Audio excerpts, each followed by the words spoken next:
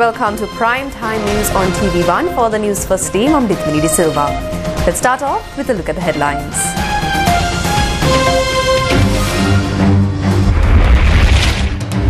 Iranian Foreign Minister to arrive in Sri Lanka tomorrow on the heels of the departure of the delegation headed by the Israeli Minister of Transport. Air service agreement between Sri Lanka and Israel inked. American diplomats inform Sri Lankan officials about the adverse effects of draconian legislation like the Online Safety Act. Preparations to cancel the nominations for local government elections with the consent of all political parties. A statement from the State Minister of Local Government and Provincial Councils. 1,000 days since the Express Pearl disaster. What will happen to the billions in compensation owed to Sri Lanka?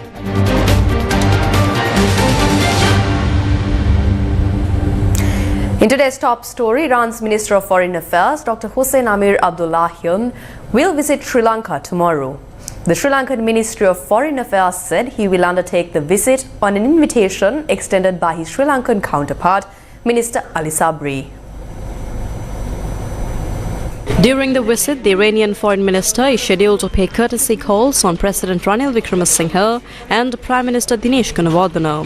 The visiting minister and his delegation will also have official discussions with Minister Ali Sabri. Dr. Amir Abdullahian will be accompanied by senior officials from the Office of the President, Ministry of Foreign Affairs, Ministry of Energy and other relevant ministries of Iran. Minister of Foreign Affairs of Iran, Dr. Hossein Amir Abdullahian, will undertake the official visit to Sri Lanka from the 19th to the 21st of February.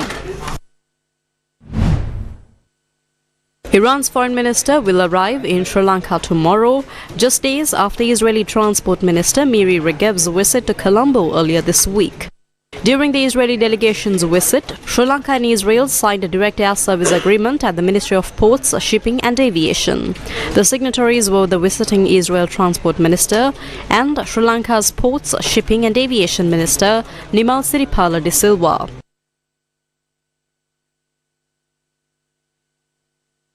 The new service will start in March on a scheduled timetable. This will be a tremendous advantage to Sri Lanka. Israel assured me that they will be giving more employment opportunities to Sri Lankans in Israel, and therefore we need to have this sort of agreement to have safe passage between the two countries. In the same time, this will boost the tourist industry, and therefore this is of much importance to rebuild our economy also.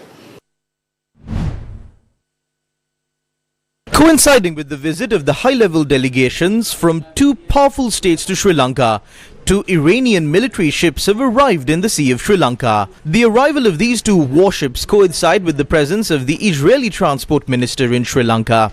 IRINS Bushehr is a 107-meter-long ship manned by 270 crew members. IRINS Tonb is a 94.94-meter-long platform with a crew of 250. Naval personnel from both nations are anticipated to participate in various programs aimed at fostering cooperation. The crew members of the Iranian ships will also have the opportunity to visit several tourist attractions in Sri Lanka. A concurrent training exchange program has also been planned.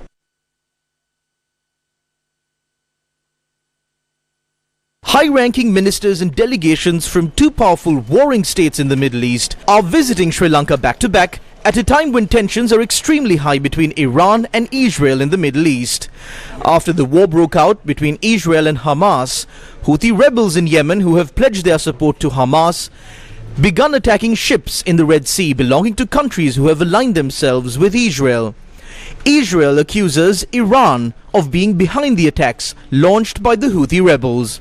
This situation has significantly increased the risk of ships traveling through the Red Sea being attacked, and a coalition headed by the United States had launched Operation Prosperity Guardian to counter these attacks. It was against such a backdrop that Sri Lankan President Ranil Wickremesinghe announced that Sri Lanka too will deploy ships to join this operation.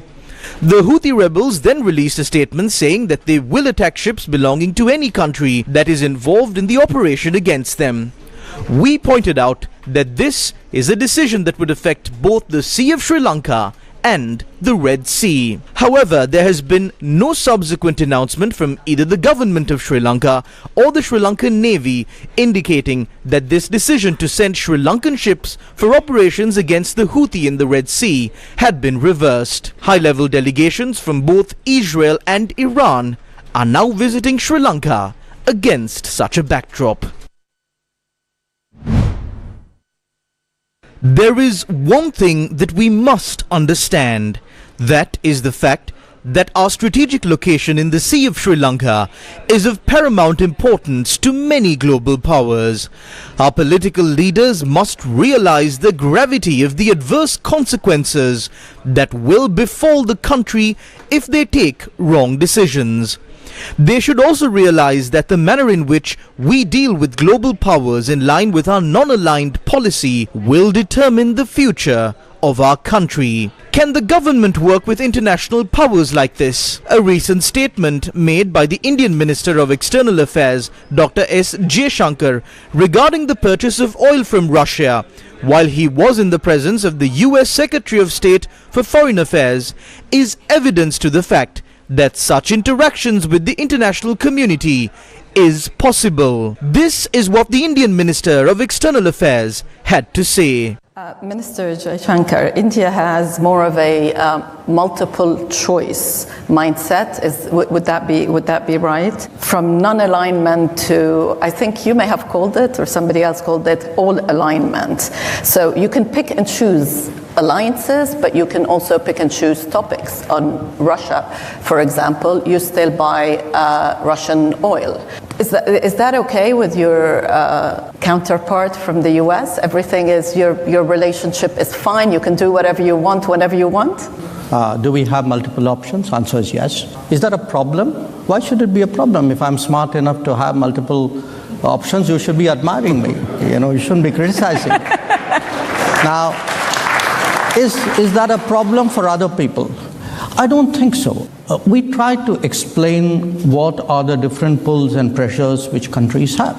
I would certainly characterize India as a country which is non-West, but which has an extremely strong relationship with Western countries, getting better by the day. If India can continue to work with international partners following a non-aligned policy, why can't leaders of Sri Lanka, the country that introduced the non-aligned policy to the world, follow a non-aligned policy when dealing with global partners? If the leaders of Sri Lanka continue to prioritize their petty agendas and in the process take wrong decisions, the adverse effects of those decisions will have to be suffered not by these leaders but by the general public of Sri Lanka and the countless generations to come.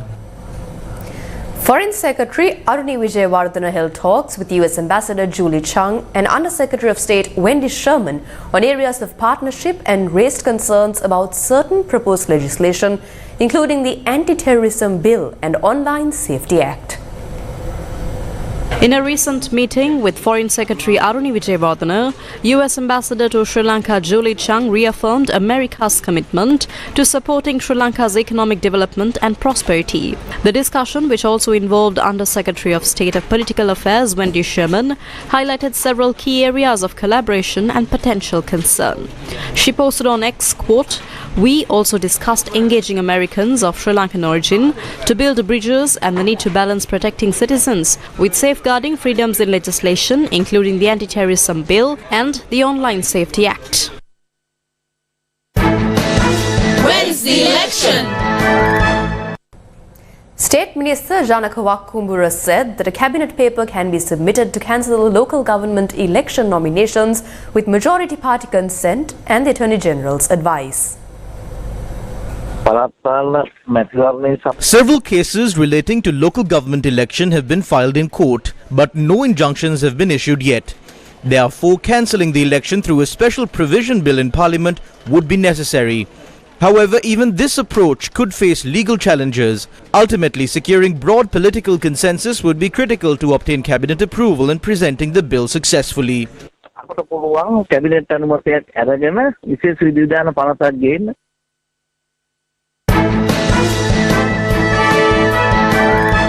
While discussions continue regarding the nominations that were submitted for the local government elections, all the parties are gearing up for the upcoming elections. Here are some of the views that were expressed on the political stage. The UNP Polonnaruwa District Conference was held yesterday.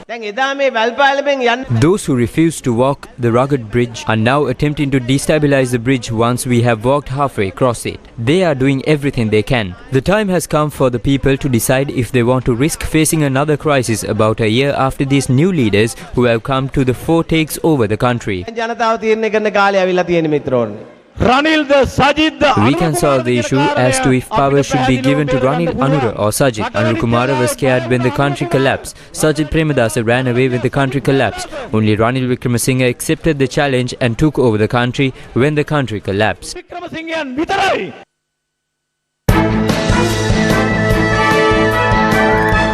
Speaking in Kurunangala today, leader of the Jatika Janabala Vegaya, Anura Kumara Disanayaka, expressed these views.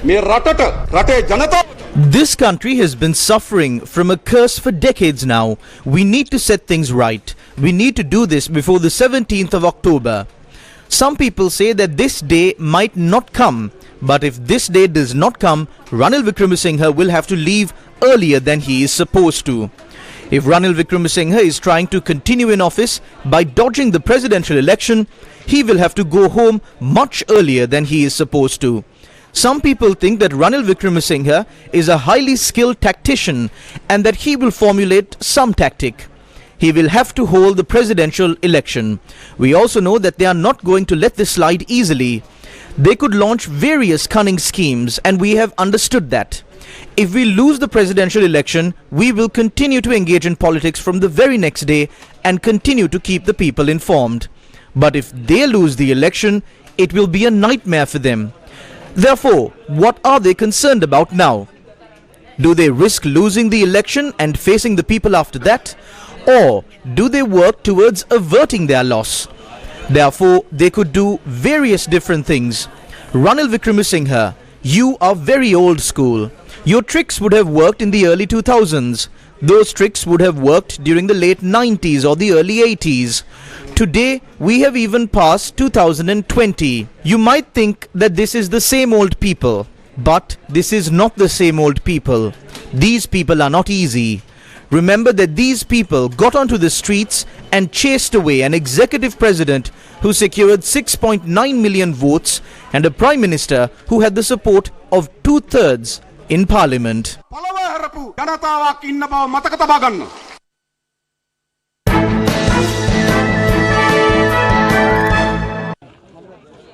Opposition leader Sajid Premadasa said 2024 is the year for change, criticizing the government's suppression of people's freedom and neglect of their suffering.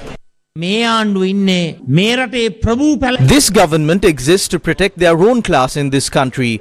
There is no place for the 22 million people of this country. There is no room for democracy. They are trying to take away your freedom using the Anti-Terrorism Bill and the Online Safety Act. They are doing this to take away your right to know the truth. That is the state of the government today.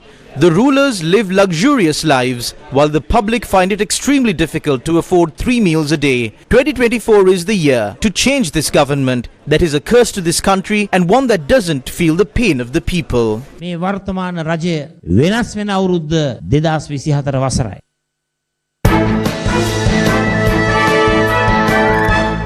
Leader of the second generation, Uvindu Vijayveera, says that no one should tamper with elections, which is a fundamental right of the public. Casting a vote is the right of the general public.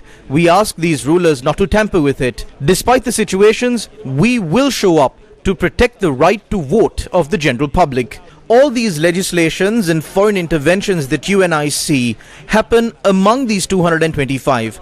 That is why we reiterate that this country needs a new political movement which does not have any ties with these 225.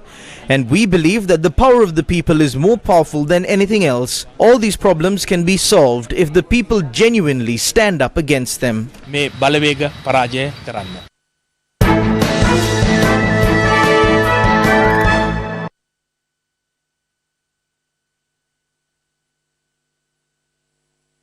No matter what other election gets postponed, the presidential election should not be postponed. It should definitely be held. Many groups are requesting to join our party. We will recruit only those who share our values and demonstrate a commitment to ethical conduct after carefully considering any credible accusations of corruption and their ethical background. There's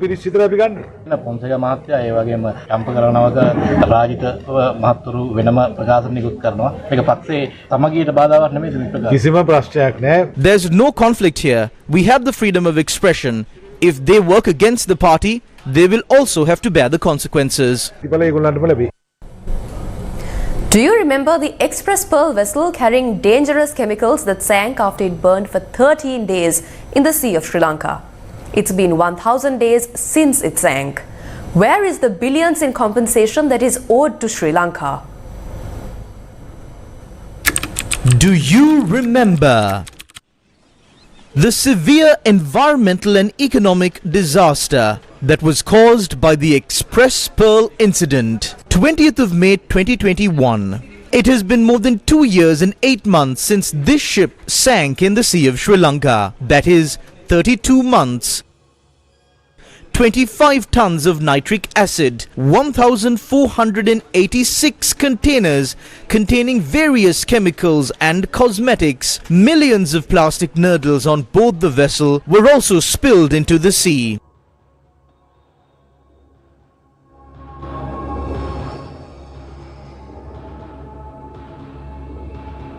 The bodies of nearly 200 dead sea turtles washed ashore due to the poisonous substances that contaminated the sea water. The damage caused to whales and other sea creatures and the marine environment as a whole is unfathomable. The loss caused to our fishing industry is also serious. However, the fishing community did not receive proper compensation. We continue to experience the negative impact of this maritime disaster even to date. Do you remember the statements made by Dr. Nalaka Godaheva, the then State Minister responsible for coastal protection and cleanup activities? He announced at the time that the process of getting compensation for the damage had already begun. Statements made by Nalaka Godaheva suggesting a possible link between the death of the turtles and the monsoon season during that period was also controversial. The lukewarm policy of politicians and some officials was also evident through these statements and their conduct. It was revealed in Parliament that millions of dollars had been credited to certain individual accounts, while Sri Lanka had not received any compensation for the damage that was caused. Time passed by. The compensation was forgotten. Now the compensation that the government can get from the company that owns the ship has been limited to 19.5 million sterling pounds. The government demanded $6.4 billion in compensation from the shipping company in the case filed at the Singapore court. But the compensation has not been received yet. Our country is trying to get a loan of only $2.6 billion from the International Monetary Fund. The taxes imposed to fulfill the conditions imposed by the IMF to secure this loan are now weighing down on the general public of Sri Lanka. The people would not have had to suffer like this had the Express Pearl compensation been obtained properly. There has been no compensation received even though it has been 1,000 days since this disaster. What's even more startling is the fact that the Fishermen's Association in the area claim that a group of people have secretly taken away 48,000 metric tons of iron from the ruins of the ill-fated Express Pearl. It's been 1,000 days since the Express Pearl vessel caught fire. Now there's no ship, no compensation and no solution to the damage caused to the environment. The ship is no more. It was carried away. No one knew. We didn't get the required compensation. This situation has arisen due to the lack of proactive action from the government.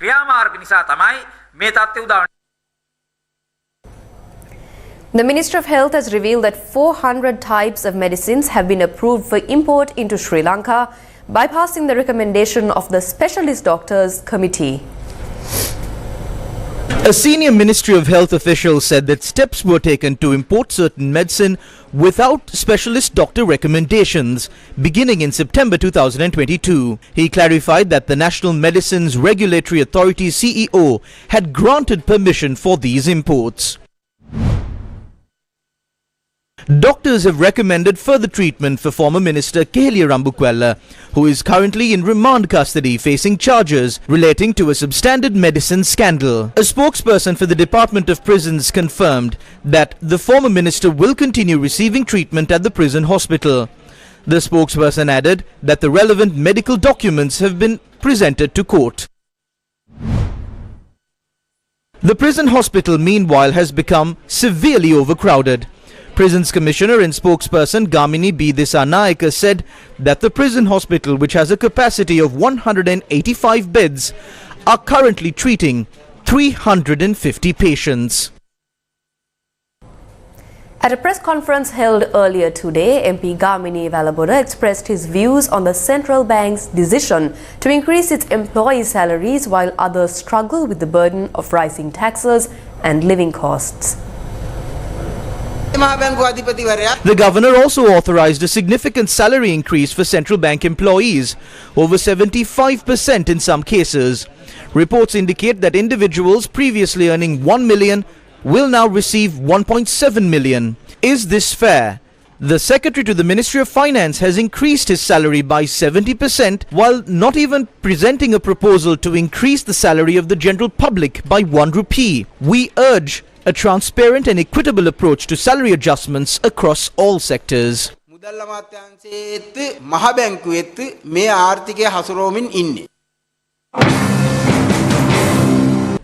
State Minister of Finance Ranjit Siambalapitiya expressed these views. Central banks globally make dedicated efforts. This practice in many central bank acts, including Sri Lanka's, allows for independent salary determination. The reason for this is clear, as we have seen what will happen if specific people are not hired at the central bank for these requirements. Retaining talent within the country is crucial. The Central Bank Act itself empowers them to set salaries based on the specific skill set and expertise required for their critical functions. A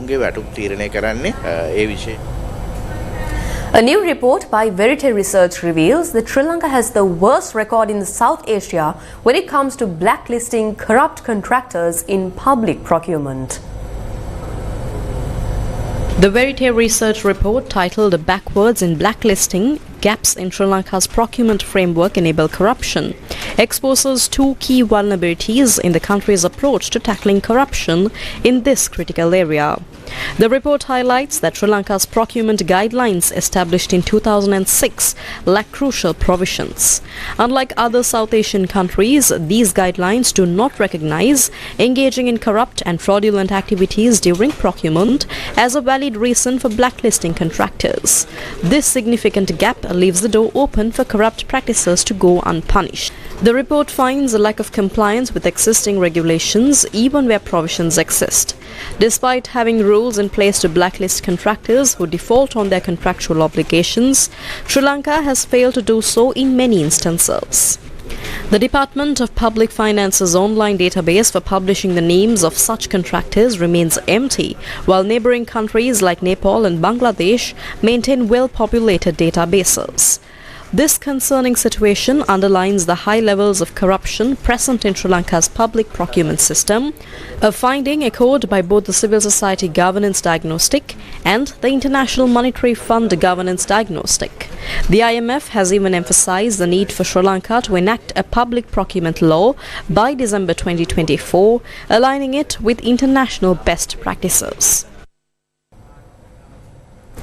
In news overseas, thousands of demonstrators have gathered in Senegal's capital, Dakar, demanding swift presidential elections.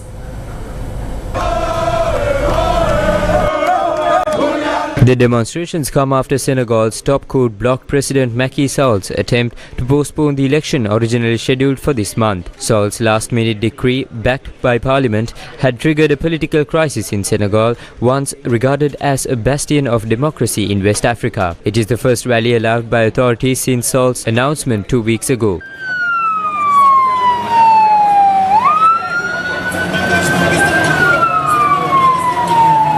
Widespread protests gripped the country in recent days, with many ending in violence and a large number of arrests. 3 people have been killed in the demonstrations. However, tensions have eased since the court intervened and authorities approved yesterday's march. There was a strong, visible security force presence, but they did not wear riot gear as they had at previous demonstrations. Senegal is considered one of West Africa's most stable democracies and is the only country in the region never to have had a military coup.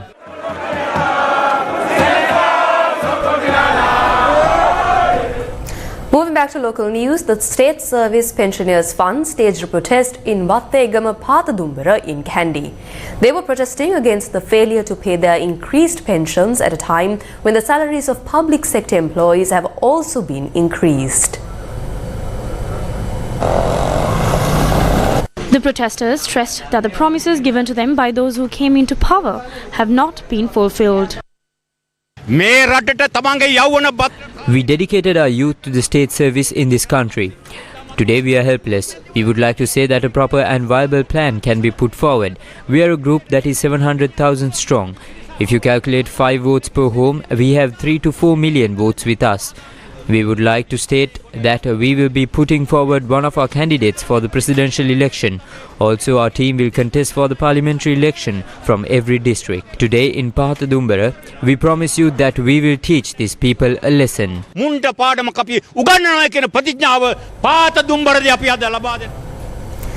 The people gathered at the Timirigasya junction once again today, demanding solutions to multiple issues plaguing Sri Lanka. The people are back on the streets on their 256th day of continuous protests, and they are saying that they are opposing the government and need a system change and a government free of corruption. This week we saw our president saying, even though he is unhappy to do so, on our behalf he is going abroad and begging for us on our behalf. Over the last 1.5 years, you have travelled abroad 15 times, taking so many people along with you. While Sri Lanka was bankrupt, you've travelled so much. It's only now that we know that you were doing it for us.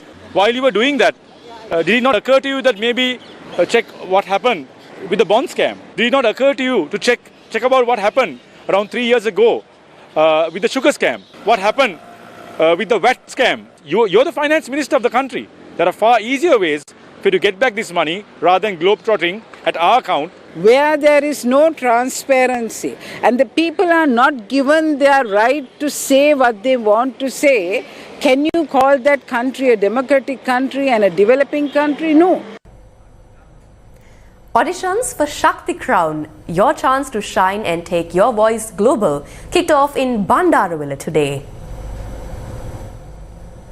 Shakti Crown. தினம் கோவம் குயிலானே நான் நீ பார்க்க புது மாதிரி ஸ்டைலானே நான். Sri Lanka's unique 100% homegrown reality concept, Shakti Crown, continued its auditions today at the Bandarawila Hindu Cultural Hall, searching for talented singers to represent Sri Lanka on the international stage. From seasoned vocalists to eager newcomers, the auditions drew a diverse crowd united by their passion for singing and showcasing their unique talents. எப்போது என் உண்மை நிலையறிய தங்காமலும் தூங்காமலும் நான் செல்லுதே முரட்டு முயல்ல தூக்கி போக வந்த பயடா நீ கரட்டு கால கடந்த என்ன திருட்டு மொழிக்காரா காற்றில் வரும் கீதமே கண்ணனை அறிவாயா ஒரு பாடல் பாட வந்தவள் உன் பாடல் ஆகினேன் வேணான்னு சொல்லுறீங்களே என்ன வெறுவாயா கொள்ளுறீங்களே மல்லிகை என் மன்னன் மயங்கும் பொன்னான மலரல்ல ஓ. Following the tremendous success of Shakti Junior Superstar and Shakti Superstar, Sri Lanka's Tamil language powerhouses Shakti TV and Shakti FM presents another exciting reality music experience, the Shakti Crown. Featuring multiple rounds, Shakti Crown offers a platform for talented Sri Lankan singers to showcase their skills. Don't miss your chance to shine. The Shakti Crown auditions continue tomorrow in Mathale. Auditions will also be held in Trincomalee and the Stein Studios in Ratmalano. Shakti Crown. Music Talk, organized by the Sri Lanka Institute of Architects, was held in Colombo yesterday.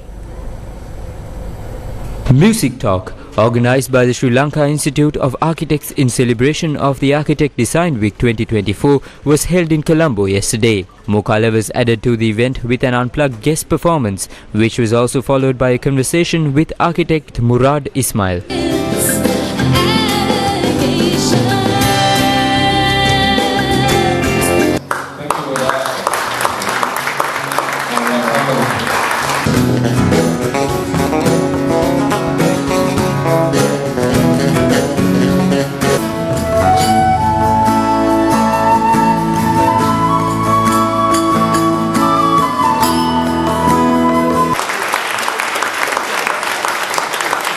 The MTV MBC network was the official media partners of the event. Kalapola, Sri Lanka's annual open-air art fair, marks its 31st anniversary today, celebrating over 3 decades of fostering the livelihoods of Sri Lankan visual artists.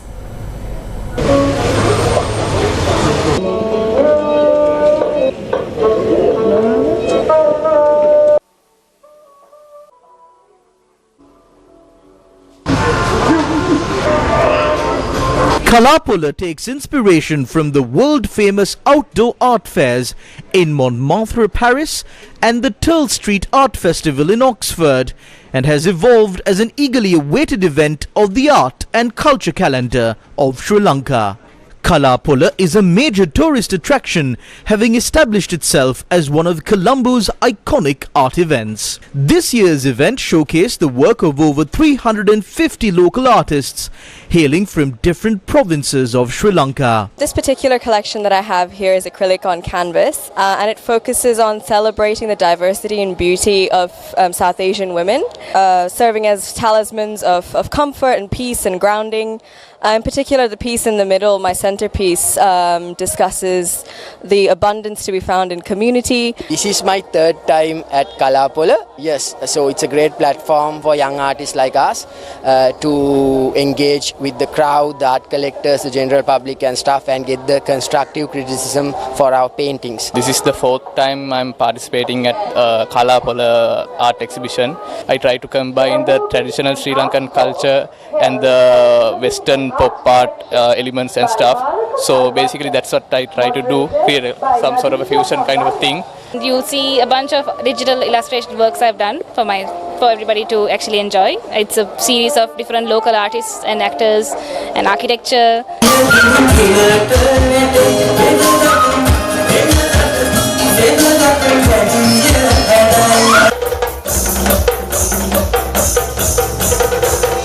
Indian High Commissioner to Sri Lanka Santosh Jha attended the official closing ceremony of the event as the chief guest. Yeah,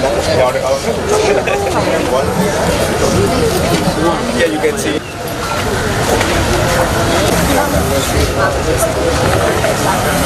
You like it, you buy it. That's the main. Conceptualized by the George Key Foundation in 1993, the event has been held since the year 1994. Kalapola provides the country's largest platform for visual artists to connect with buyers and the art community. Sri Lanka will host the 37th session of the Asia Pacific Regional Conference of the Food and Agriculture Organization of the United Nations from tomorrow. The conference will be held until the 22nd of February. The Asia-Pacific Regional Conference will enable ministers of agriculture and high-level officials from 42 member countries across the Asia-Pacific region to discuss challenges and priorities related to food and agriculture, promoting regional coherence. A delegation of high-level officials, including ministers of agriculture and representatives, have arrived in Sri Lanka for the conference. FAO Director General Dr. Dong Yu arrived in Sri Lanka on a 3-day official visit today to attend the conference. Agriculture ministers from Tonga, Palau, Vanuatu, Fiji and Nepal also arrived at the Bandaranaike International Airport this morning. Joining other visiting delegations, the agriculture ministers of Samoa and the Marshall Islands arrived last night. President Ranil Wickremesinghe will chair the inaugural sessions of the conference, marking Sri Lanka's upcoming presidency of the Asia-Pacific Regional Conference of the Food and Agriculture Organization until 2026. Sri Lanka's agricultural sector has been in crisis for several years due to short-sighted and inept decisions taken without a national food and agriculture policy. Banning of chemical fertilizers, fuel crisis, increase in prices of raw materials and irregular water management are among the issues that have brought farmers to the streets. The government also decided not to buy rice from these farmers against a backdrop where no viable solutions had been given to these issues faced by the farmers. This is how these decisions of the government have made the farmers helpless in many areas and endangered the country's food supply and the agricultural sector as a whole.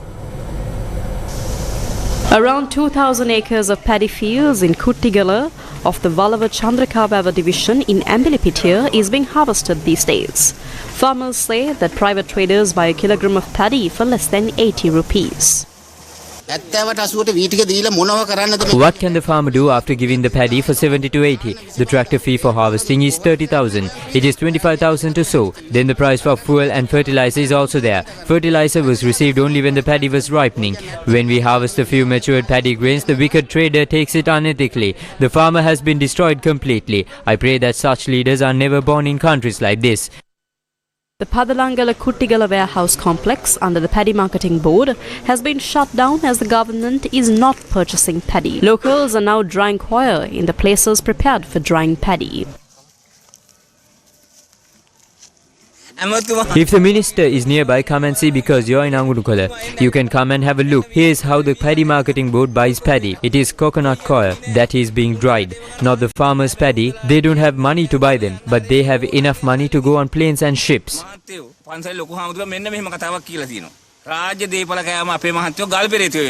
Can you see what they are doing? The doors of the Paddy Marketing Board have been locked. Farmers are not allowed to come. Paddy is bought at 60 to 70 rupees.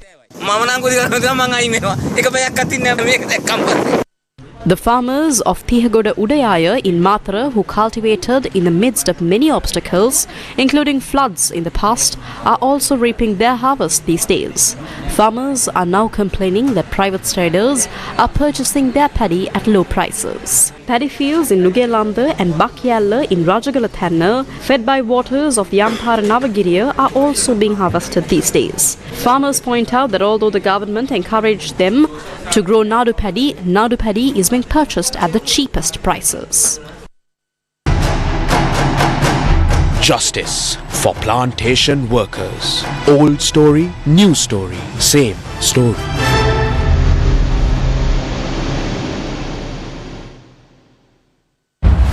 ₹35,000 for doctors. University lecturers get a 25% increment. Government servants receive ₹10,000, of which ₹5,000 is already being given. When the government gives out such happy news to many segments of the population, why are plantation workers being marginalized and discriminated against? These people who came all the way from Tamil Nadu 200 years ago are today struggling for a living wage. But even the Indian government is silent. Jeevan Thondaman, who is the Minister of Water Supply and Estate Infrastructure Development and is the main signatory on behalf of the Ceylon Workers' Congress on any collective agreement. Ceylon Workers' Congress Chairman and Member of Parliament M. Rameshwaram, State Education Minister Arunachalam Arvind Kumar, who came to Parliament through the Tamil Progressive Alliance, and the opposition SJB. The other trade union, Lanka Jatika Estate Workers Union General Secretary and President's Plantation Affairs Senior Advisor, Vadivel Suresh, who came to Parliament through the opposition SJB.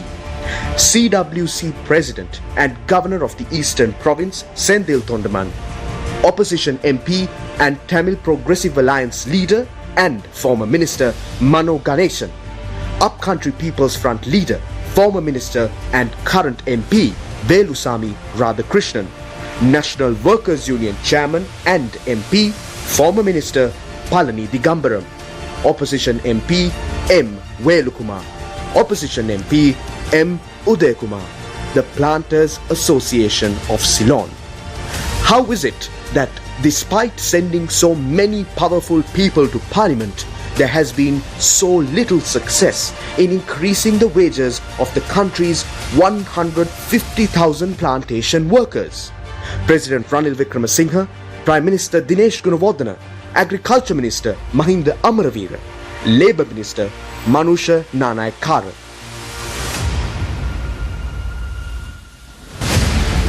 This is for your immediate attention.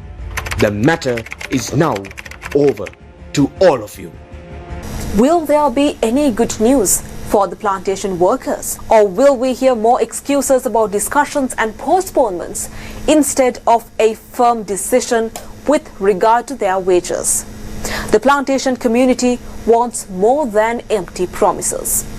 Their desire is to see decisive action to resolve their wages issue. So instead of spouting out empty words, you must show these people by your actions. This is what the plantation workers expect from you. Until solutions are found for the many challenges of the plantation workers, including a livable daily wage, we will stand by this community. Old story, new story, same story. This is your story. We will go beyond simply telling your story and take what action we can to help. Those who think only of the next election are politicians. But those who think about the next generation are true leaders. Justice for plantation workers. Old story, new story, same story. That's a wrap of the Prime Time News for today. Thank you for watching. Have a pleasant evening and good night.